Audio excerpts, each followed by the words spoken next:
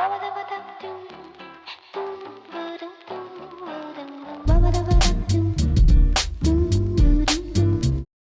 you join me today with Andrew from Carrow Coffee Roasters. This is coffee number 3 in the coffee club, and our theme is processes. So Andrew, you're based in Sligo, right? That's right. Wow, and on a farm, no less. The farm has been here for a long time. It's a family farm. I think I am the 5th generation of family members farming here.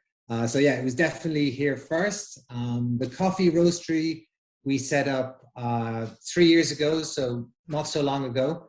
And before that, myself and my wife, Paula, who's a co-founder of Carro, we were living in Colombia, in South America. So that's where we sort of first came into contact with coffee.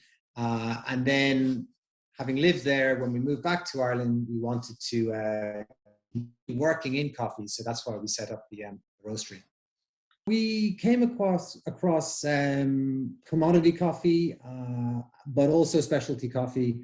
I was a commodity reporter for Bloomberg News out there. And so one of the aspects of my job was to go out to coffee farms and interview farmers about the upcoming crops. And obviously, you know, one question was volume. Do you think you're going to have a good harvest? But at the same time that we were living out there, there was also the Taza de Excelencia, the Cup of Excellence competition was starting to flourish. So we got to visit some of the winners of the Cup of Excellence competition. And so that really opened our eyes to the sort of the higher grades of coffee. You sort of were growing your appreciation for specialty coffee from within a different side of the business than a normal roaster sort of comes into it. It's interesting. Yeah, no, absolutely. I mean, I think some of the worst coffee I've ever drunk is in Colombia. And that's not because the farmers weren't necessarily doing a good job, but I think that, you know, there's a tendency perhaps to roast it a bit dark and to prepare it in, you know, less than ideal ways. But also some of the best coffee, probably the best coffee I've ever tried, is in Colombia. So they really have the full range. And if you look at the geography of the country, it makes perfect sense. They have relatively low altitude coffees, but they also have very high altitude coffees, you know, over 2,000 meters. And they have farms that focus really on just maximum production volumes. And they have other farms that focus on flavor. So they really have the full spectrum of coffee qualities. Well, I think that perfectly brings us on to coffee number 3 in the set, which is a Colombia coffee.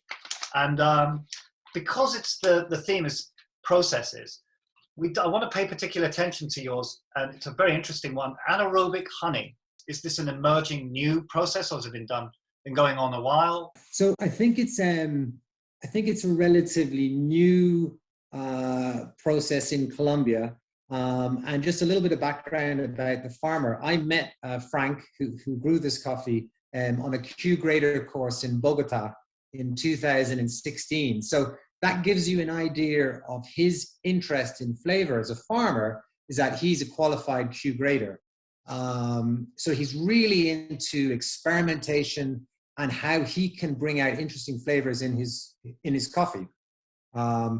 So he decided to do this particular lot in the anaerobic honey processing method, which I think, you know, is perhaps more common in Costa Rica. For example, it's not that common in Colombia. But I was just chatting to him on WhatsApp before this call to make sure that I gave you the right information.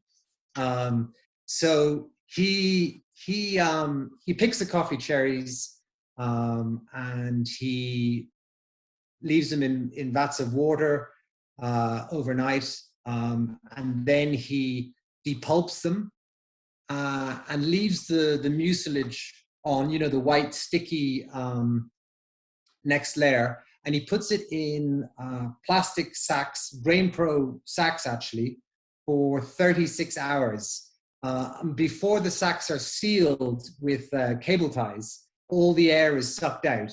So any kind of bacteria that can work breaking down the mucilage are ones that can survive in conditions without oxygen. So that's the anaerobic element. And then honey obviously is because it's the mucilage is left on for a certain amount of time and then that's washed off. So it's, I mean, as you know, honey is sort of halfway between a wash coffee and a natural. And then the fact that they're kept in these sacks for 36 hours without oxygen, that's the anaerobic element. Amazing. So how long does it take Frank to develop a coffee like this? Does he have to go through a lot of experimenting, like try anaerobic at 12 hours, 36, 48, and then different levels of honey? I mean, how long does it take someone to produce such wonderful results like this?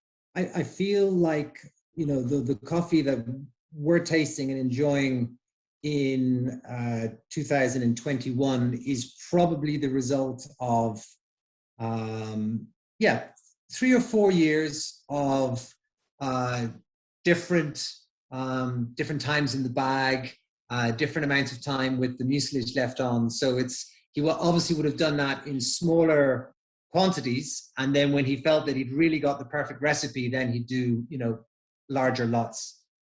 So yeah, certainly several years of work tweaking it before then doing larger volumes.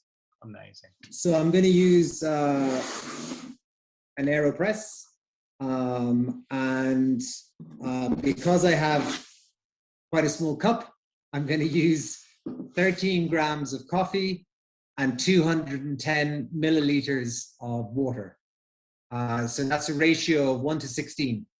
It's obviously quite difficult for me to describe the grind size to you. What I found with this coffee is that and also for my particular, you know, preference, I tend to use a slightly coarser grind size to what I read about, you know, people using for Aeropress on the internet. So that would be my tip for any of your subscribers is maybe go a shade coarser than what they would usually use for Aeropress. So not as coarse as French press or Chemex, for example, but maybe a touch coarser than what they would usually use for an Aeropress. Brilliant. I like 92 degrees for this coffee. I think it works well. I usually boil the kettle a little bit above that, and then I allow it to cool down to 92, and then I start brewing. I have my ground coffee ready, 13 grams. Yeah, okay. So I like to do a bloom with about 30 milliliters or 30 grams of water.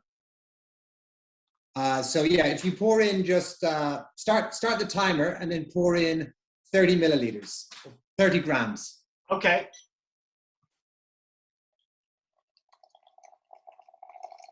And we wait for 30 seconds, is that right? Wait for 30 seconds, exactly, and then pour the rest in.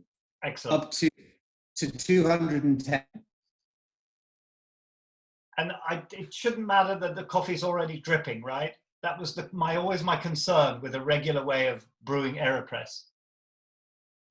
Yeah, I haven't found problems with that, but it's an interesting point. So now I'm just going to give it a spin. Yep. Pour to, well, 210. Pour to 210.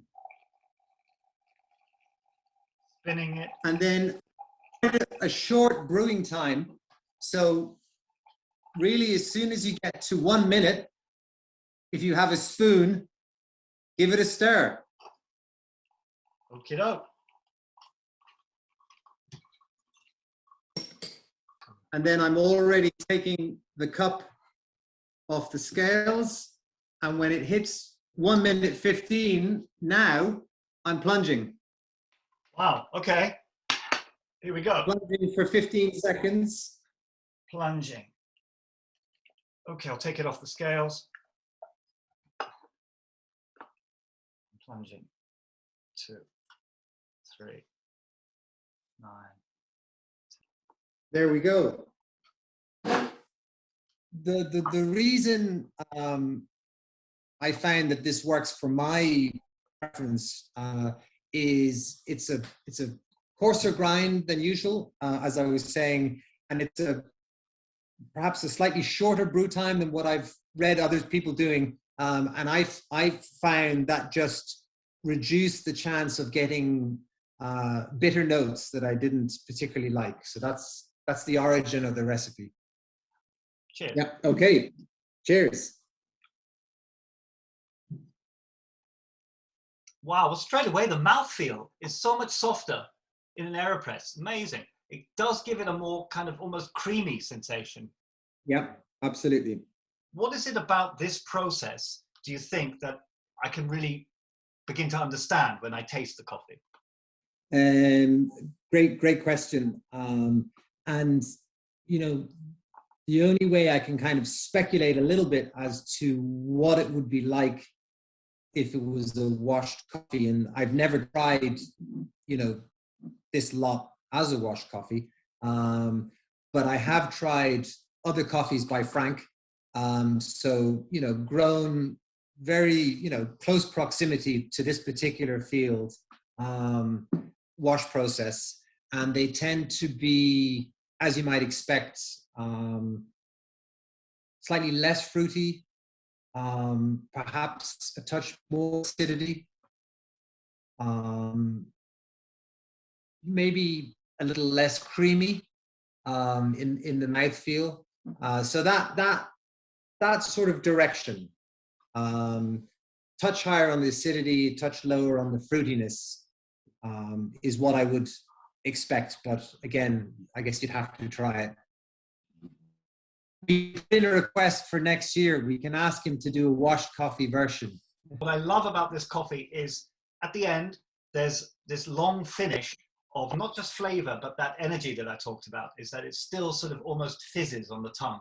That's interesting. I mean, because I think I remember doing the Q Creator course, and they said that, you know, whenever you detected that kind of cola bottle, you know, the fizzy cola bottle, or the kind of sherbet fizz, that was indicative of phosphoric acid. And I mean, maybe there's some of that going on in here as well. I don't know.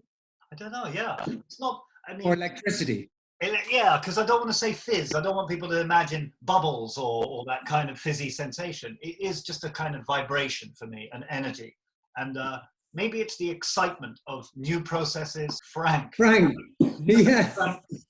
Amazing work. He's a real good example of you know, a younger generation of farmer who's growing up in Colombia, who's trying to take a more scientific and experimental approach to growing coffee and processing coffee. So, you know, before harvesting the cherries, you'll use this little gadget called a brixometer, which is tells you the amount of sugar in the coffee cherry, and essentially is telling you whether it's ready for harvesting or not. So it's not a very complicated gadget, but it would be unheard of for a farmer to be using that a decade ago. So I like the use of some of these gadgets to improve harvest qualities, and then also his willingness to experiment with good coffees to see whether he can make them even better. It's just started to rain, but let's see if it stops in a few seconds. It's probably more, you know, authentic. So yeah. Anyway, this is our roastery. And then if I take you outside the door, I don't know if you can see. Beautiful. If you can see anything there. There are some sheep down there. Thank you for that little tour. Well, thank you so much, Andrew. It was great talking about this coffee, and a great example of the new frontiers Colombia are now exploring. Some farmers there are really sort of pushing boundaries of Colombian coffee. So really great to see. Thank you.